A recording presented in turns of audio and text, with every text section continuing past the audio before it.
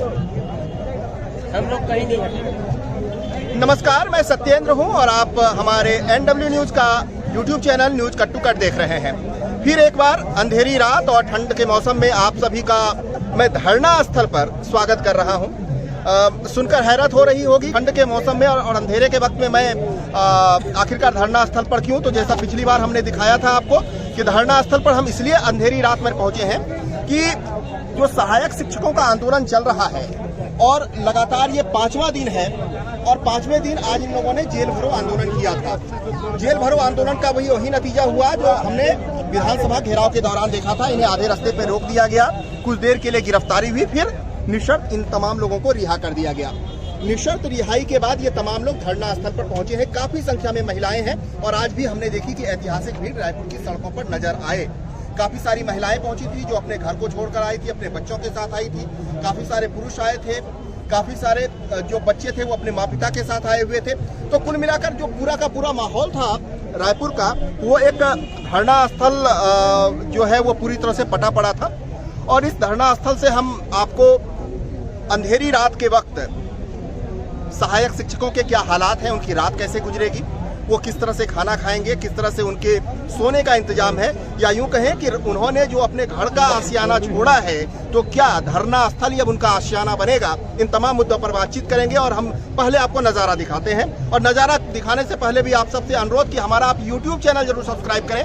लगातार हम इन तमाम जो प्रदर्शनकारियों की स्थिति है, उनके हालात हैं और प्रदर्शन के जो मौजूदा स्थिति पर सरकार का क्या रुख है और सहायक शिक्षक किस तरह से अपनी आवाज़ को बुलंद कर रहे हैं, इन तमाम चीज़ों को अपने YouTube channel news cut to cut के जरिए आप तक पहुंचाने की कोशिश कर रहे हैं। तो सहायक शिक्षकों के इस प्रदर्शन का अगर आप लाइव अपडेट जानना चाहते हैं तो निश्चित रूप से हमारे YouTube चैनल को सब्सक्राइब करें। पहले हम बात कर लेते हैं कि मनीष मिश्रा जी का जो एक जेल भरो आंदोलन था वो किस तरह से रहा, और उसके बाद फिर हम बात करेंगे कि अब चूंकि रात अंधेरी हो चुकी है और सहायक शिक्षक जो हजारों की संख्या में अलग अलग प्रदेश से आए थे, उनके लिए क्या इंतजाम है, क्या उनकी रात भी इसी तरह से खुले आसमान के नीचे गुजरेगी। मनीष मिश्रा जी, सबसे पहले तो ये बताइए कि आज के आंदोलन से आप कितना संतुष्ट हैं और इस आंदोलन के बूते आप अपनी लड़ाई को और कितने दिन तक आगे रखेंगे।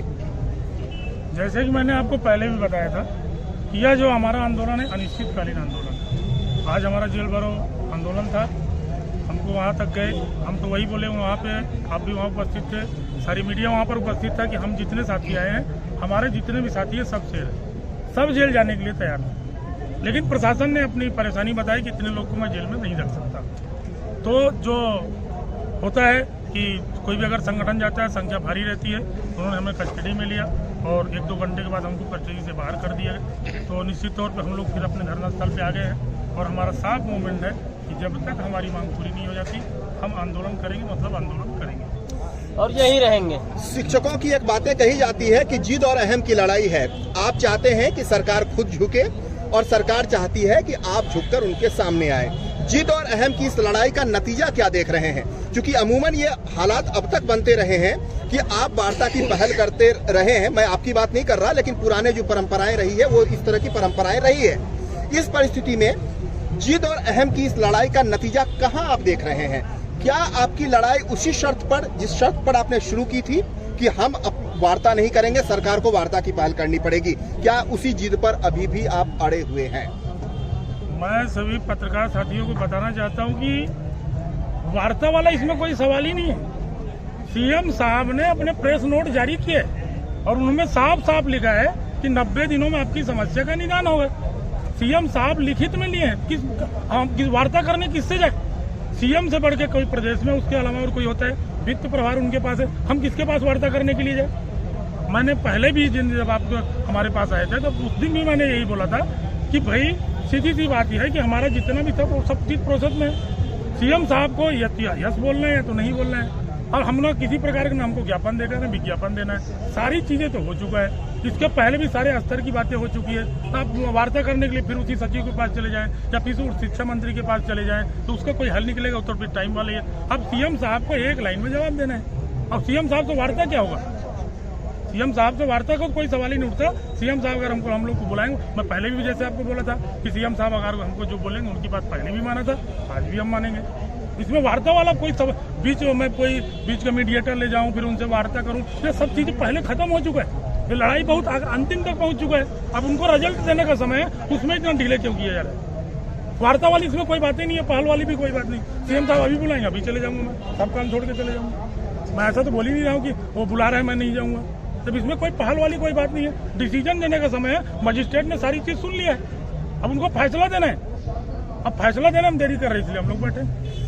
मनीष जी, अमूमन आंदोलन के बारे में ये कहा जाता है कि भीड़ तो बुला लिया जाता है, लेकिन भीड़ को नियंत्रित करना काफी ज्यादा मुश्किल होता है। लेकिन मैंने 2 आंदोलन में ऐसे देखा कि आप लोगों ने बेहतर ढंग से नियंत्रित किया, कहीं से भी उपद्रव की स्थिति नजर नहीं आई, सारे नियंत्रित भीड़ थी।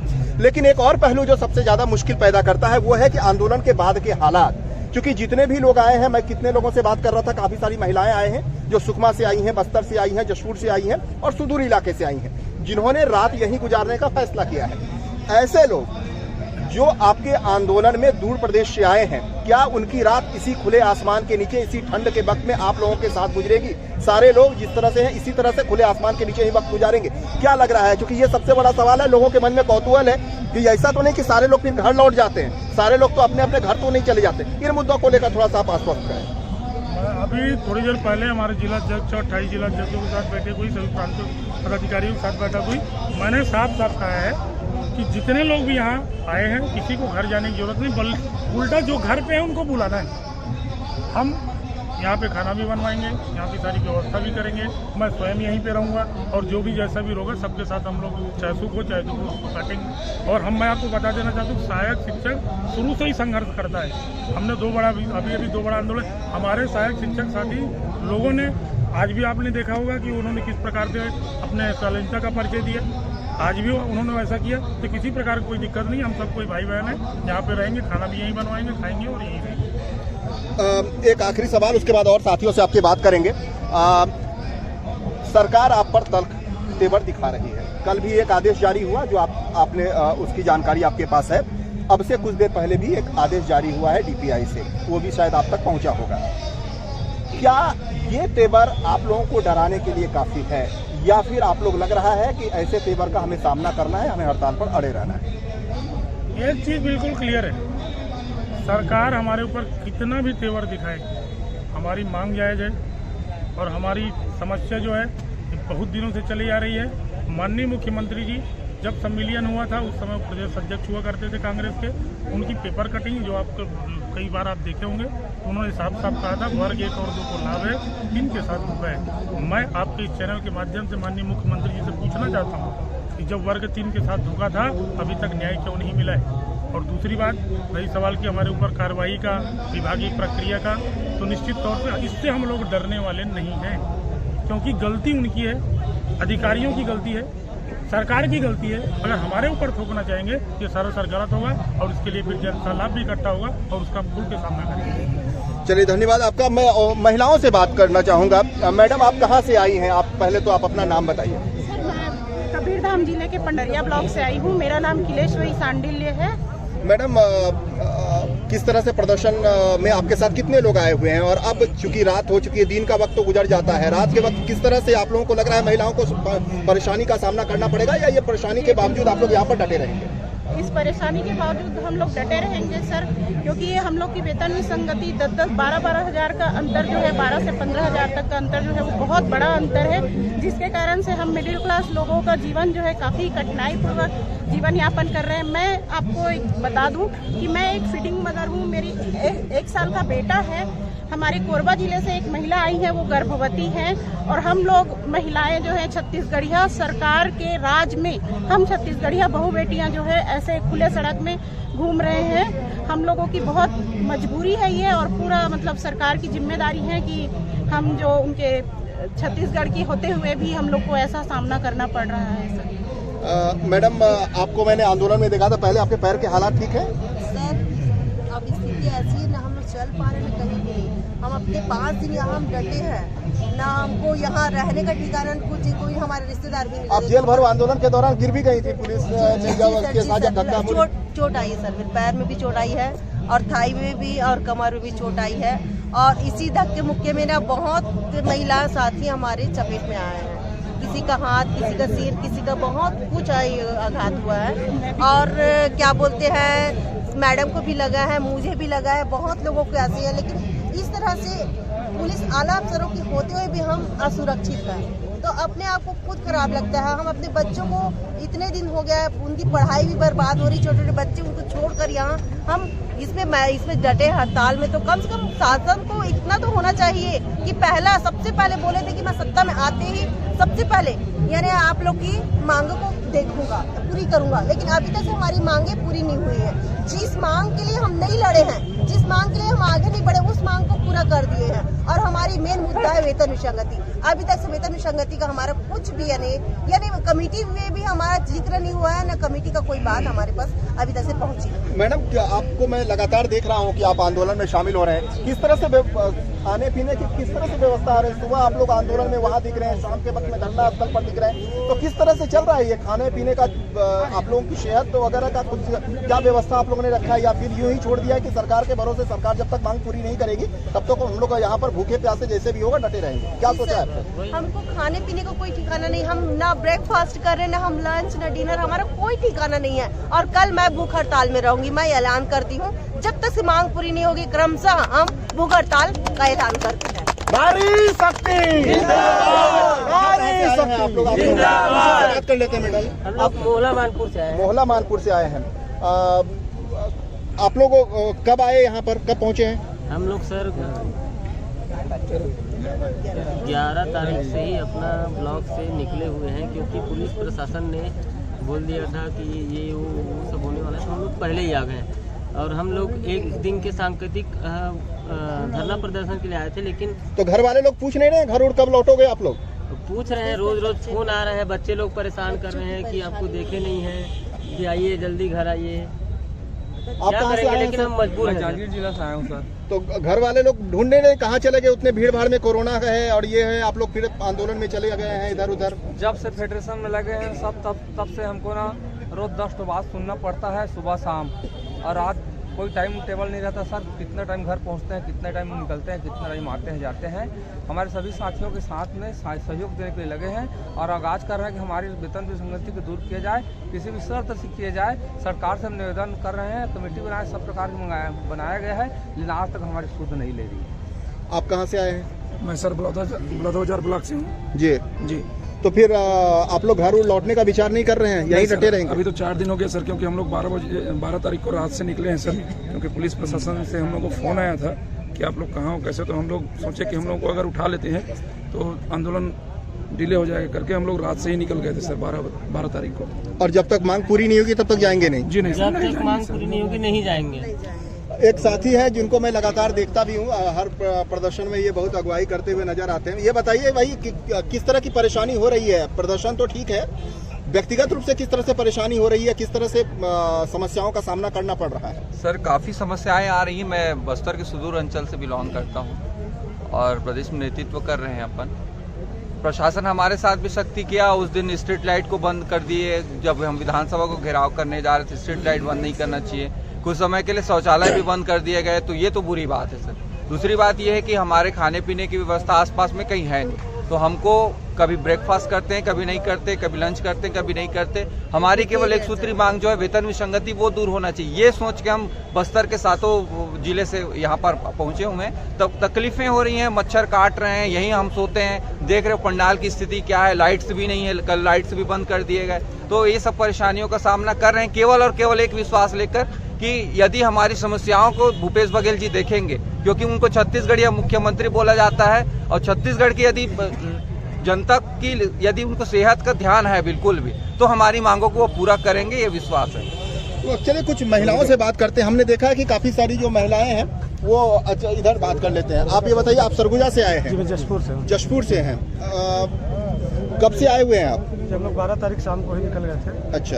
और हम लोग अपनी एक सूत्री मांग वेतन विसंगति जब तक दूर नहीं होगी तब तक घर वापस नहीं लौटेंगे। हमारा ये अनिश्चितकालीन आंदोलन। तो इतना ठंड का मौसम है, तो कैसे आप लोग गुजरेगी आप लोगों की रातें? परेशानी तो हो रही है, लेकिन इन परेशानियों से बढ़कर परेशानी हमारा, हम पिछले 2018 से वेतन विसंगति झेल रहे हैं, और जो परेशानी हमारा हो रहा है उसके सामने यह परेशानी कुछ नहीं है। ऐसे हम और कितने परेशानी झेलेंगे, लेकिन वेतन विसंगति लेकर ही यहाँ से वापस जाएंगे। ठीक है, मैं और कुछ साथियों से चाहते हैं। जी बताइए, आप कहाँ से आए हुए हैं? मैं मोहला ब्लॉक दूरस्थ अंचल से आया हूँ, और मैं माननीय मुख्यमंत्री से सादर निवेदन करता हूँ कि आपने 90 दिन का वादा पूरा करने का वचन निभाया है। हम भी छत्तीसगढ़ के माटी पुत्र हैं, आप भी छत्तीसगढ़ के माटी पुत्र हैं। आपका जो 4 योजना है, नरवा गरवा घुरवा बाड़ी, तो हम उसका सम्मान करते हैं और हमारे सारे साथी नरवा गरवा बुढ़वा बाड़ी में हम लोग पूरा मेहनत कर रहे हैं। मैं चाहता हूं कि आपने जो 90 दिन का हमको वादा किया है, आप वेतन संदेह को जो दूर करें, यही हम चाहते हैं। ठीक है, चलिए कुछ महिलाओं को देखते हैं, उनसे बातचीत करते हैं जो अपने बच्चों के साथ आए हुए हैं। देखिए कुछ लोग जो है वो इसी तरह से सोए हुए हैं। ऐसे ही कटेगी भाई रात?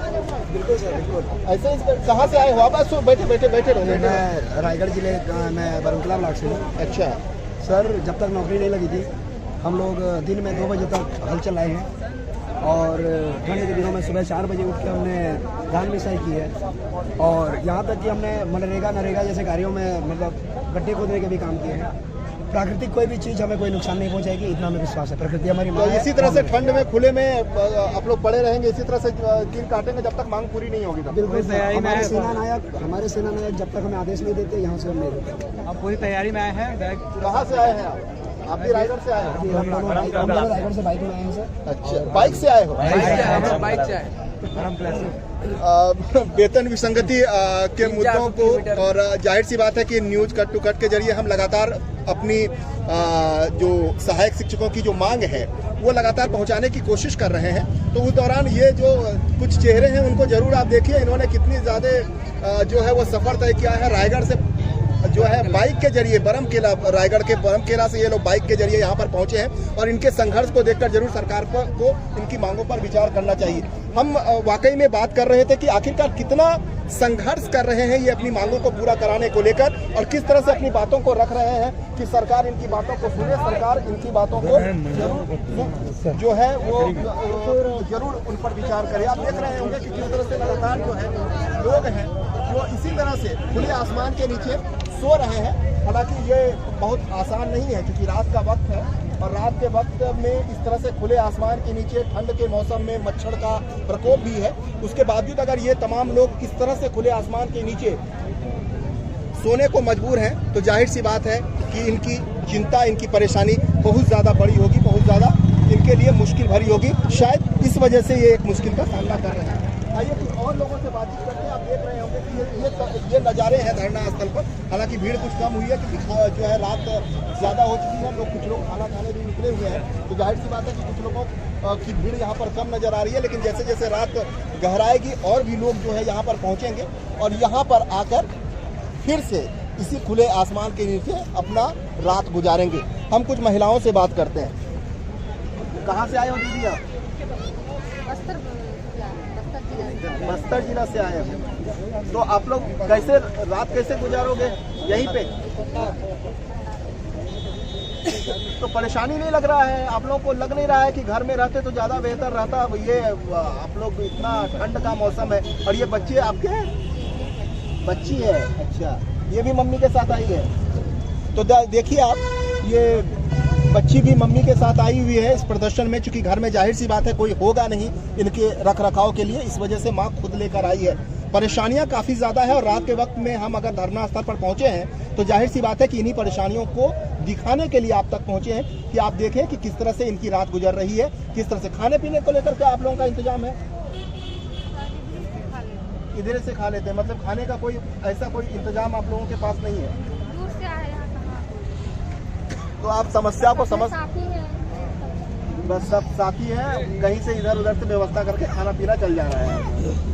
तो आप समझ सकते हैं कि किस तरह से परेशानियों का सामना कर रहे हैं। ना खाने का ठिकाना है, ना सोने के लिए बिस्तर, लेकिन संघर्ष करने की ठानी है तो फिर इन परेशानियों से इनका कोई वास्ता जो है फिलहाल नहीं है। कुछ और भी जो लोग हैं, कुछ और भी महिलाएं, उनसे भी बात करते हैं, इनसे पूछते हैं कि कहाँ से आए। कहाँ से आए हैं दीदी आप? पत्थलगांव जशपुर से आए हैं आप? कब से आए हैं आप?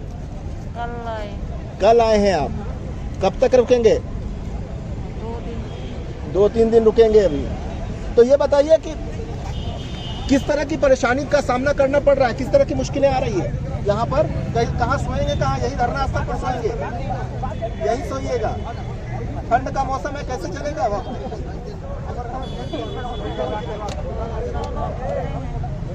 अच्छा, तो मेरा मकसद इस धरना स्थल पर आने का यही था कि जो सहायक शिक्षकों का आंदोलन है वो किस तरह से इस ठंड के मौसम में, इस गहराते रात में और इस अंधेरे माहौल में किस तरह से चल रहा है। क्या परेशानियों का सामना करने के बावजूद सहायक शिक्षकों का हौसला कमजोर पड़ेगा या फिर इसी तल्ख तेवर के साथ, जो तल्ख तेवर हमने सड़कों पर देखा था, उसी तल्ख तेवर के साथ वो सड़कों पर फिर से उतरेंगे। हालांकि दावा तो यही किया जा रहा है कि ये तेवर आने वाले दिनों में और भी कड़े होंगे, वो भी उस वक्त जब सरकार की तरफ से सख्ती की जाएगी, उतने ही दोगुनी रफ्तार से सहायक शिक्षकों का प्रदर्शन भी उग्र होगा। तो हम आपको दिखा दें, एक बार पहले अपने इस प्रोग्राम को वाइंड अप करें, जो उसके पहले मैं आपको एक बार नज़ारा दिखाना चाहूँगा कि लोग देखिए अब सोने का धीरे धीरे जो है अपना जगह तलाश रहे हैं। कुछ लोग अपने जो हैं वो यहाँ पर अपने करीबी लोगों के साथ यहाँ पर मौजूद, कुछ लोग खाना खाने भी गए हुए हैं और वो तमाम जो लोग लौटेंगे वो लोग जो है अपनी बातों को सरकार तक रखने के बाद रात इसी ठंड के मौसम में खुले आसमान के नीचे जो है वो गुजारेंगे। हाँ, कुछ आप बोलना चाहते हैं? सर, मैं कोरबा से आया हूँ जी, और 13 तारीख को आया हूँ। मेरे बाल बच्चे जो है ना बोले कि पापा बार बार बिल्कुल हड़ताल नहीं करना है, इस बार चाहे जो भी हो जाए, चाहे पत्थर गिरे, चाहे करा गिरे, चाहे बर्फ गिरे, चाहे फूल गिरे, सफल होके आना है।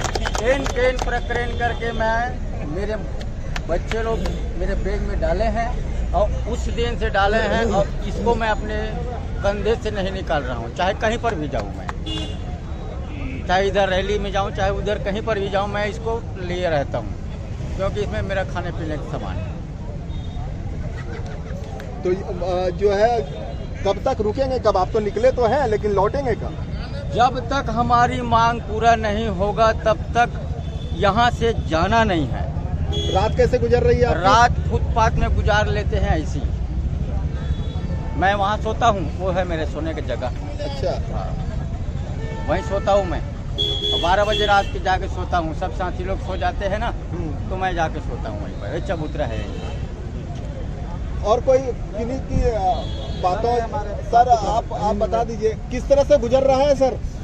शिक्षकों को तो आप लोगों ने आह्वान कर दिया है, इतने सारे लोग भी आ गए हैं, लेकिन ये तमाम लोगों का जो वक्त है, जो रात है, दिन तो कट जा रहा है, रात जो है इसी खुले आसमान के नीचे कट रहा है।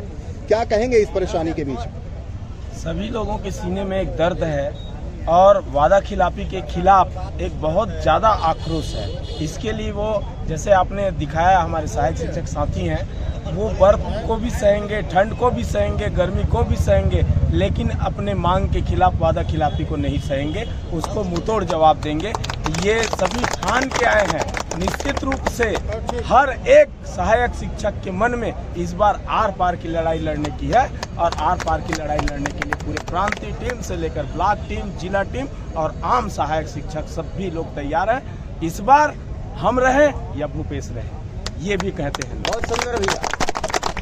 तो आप इन शिक्षकों के हौसले को देख रहे होंगे, समझ रहे होंगे और इनके तेवर का एहसास भी कर रहे होंगे। हम तो सरकार से ये जरूर चाहेंगे कि इनकी बातें भी सुनी जाए और इनकी परेशानियों का जो भी निराकरण हो जल्द से जल्द हो, क्योंकि इनकी परेशानियों की वजह से सफ़र वो बच्चे कर रहे हैं जो हर दिन स्कूल तो जाते हैं लेकिन उनके स्कूलों में उनके गुरुजी नहीं मिलते। तो निश्चित रूप से, और गुरुजी ने भी ये ठान रखा है कि जब तक सरकार उनकी बातों को सुनेगी नहीं, वो स्कूलों में जाएंगे नहीं। तो जिद और अहम की इस लड़ाई का क्या नतीजा निकलेगा ये तो भविष्य के गर्भ में है, लेकिन हम ये जरूर चाहेंगे कि इन तमाम चीज़ों के बीच में बच्चों की पढ़ाई का नुकसान ना हो। तो न्यूज़ कट टू कट में आज बस इतना ही, लेकिन जाते जाते हम अपने तमाम दर्शकों से ये अपील करेंगे कि हमारे न्यूज़ कट टू कट के YouTube चैनल को जरूर सब्सक्राइब करें, क्योंकि शिक्षकों से जुड़ी और खासकर सहायक शिक्षकों से जुड़ी तमाम खबरें हम सबसे पहले इसी अपने YouTube चैनल के जरिए लोगों तक पहुंचाते हैं। नमस्कार।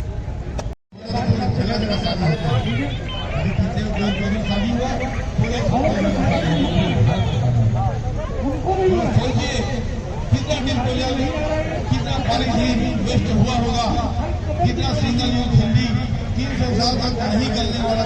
आप दोनों पति पत्नी सहायक शिक्षक है?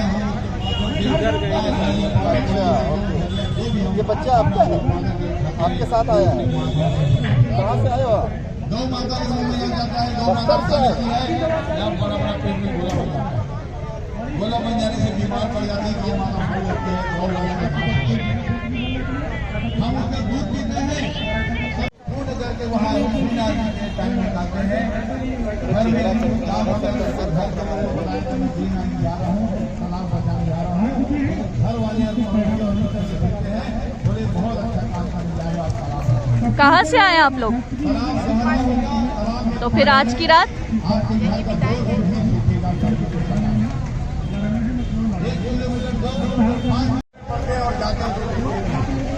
हर नदी का पानी हाथ धोने लायक नहीं है, तो मुंह हाथ धोता है। उनको स्वच्छीकरण कराने, सौंदर्यीकरण कराने, वहाँ पर वृक्षारोपण करने की मुहिम ग्रीन आर्मी के संस्था उठाई है। आज तालाब को इतना अच्छा दिख रहा है, लाइट वाइट लगा है। सतत लगातार 2016 से हमारी। कहाँ से आए मैडम? आज की रात यहाँ पर मानव श्रृंखला परिवार, बच्चे 25 स्कूल के बच्चे आए थे। अकेले छोड़ दिए हैं हम परिवार के साथ में हम लोग, और यहाँ पर धरना देने के लिए आए हैं अपनी सरकार को अपनी मांग को पूरा करवाने के लिए। लेकिन सरकार के को इतना भी समझ नहीं है। हम इतने दिनों से हड़ताल कर रहे हैं, स्कूल के बच्चों का पढ़ाई अलग प्रभाव हो रहा है, और उसके साथ साथ है कि हम भी परेशान हो रहे हैं और यहाँ भूखे हैं। अभी हम लोग सुबह से आए हैं, लेकिन हम लोग कुछ खाए हुआ नहीं है, और शासन ने तो इतनी अच्छी व्यवस्था की है कि हमको लाइट भी नहीं दी है। हम अंधेरे में ऐसे ही बैठे हुए हैं। कितना सुंदर और कितना बढ़िया बना। ये ग्रीन आर्मी की पहल, सरकार ने उसकी बात को सुना और सरकारी माध्यम से, सरकारी मदद से आपको सौदेहीकरण किया गया।